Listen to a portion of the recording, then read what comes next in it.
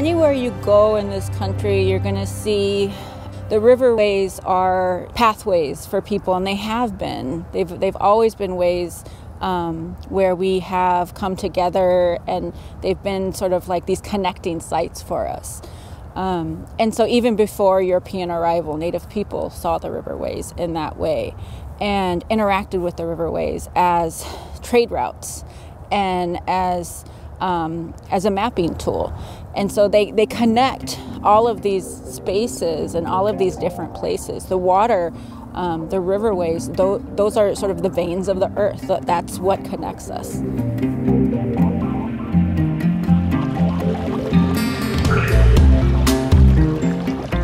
And so water, or mani, is really sacred to our people. It's our first medicine.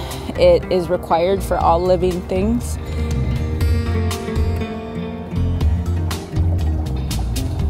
When I look at the landscape in the Twin Cities, I always picture what it looked like without people. I think about the land itself. I think about taking away all the buildings, all the development, all the roads, and I try and imagine what it used to be and how it used to sound, and try and visualize the way that it looked for our grandparents. Which we learn from in learning the place names. The Dakota place names describe those visuals, because our language is really visual. There are a lot of place names. We have the Bedote area, which is sort of where the two rivers come together, the Minnesota and Mississippi rivers. Within the Bedote area, we have what we call Witatonka, or the Big Island, which today people call Pike Island. You know, a lot of these places have been renamed after white men.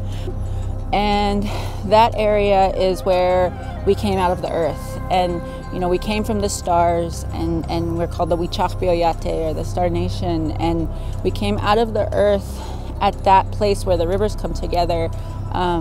And I think that's one of the reasons why we hold water so sacred. Within these areas, there are so many stories within the waterways that connect all of these areas. There are so many different stories that connect us to the land, that connect us to what is underneath the land and the water within the land. And I think when you walk around these spaces and start to remember what we used to do in these locations, there was a purpose for everything. And there were teachings within all of these places. And if you look for those today, you can still find them.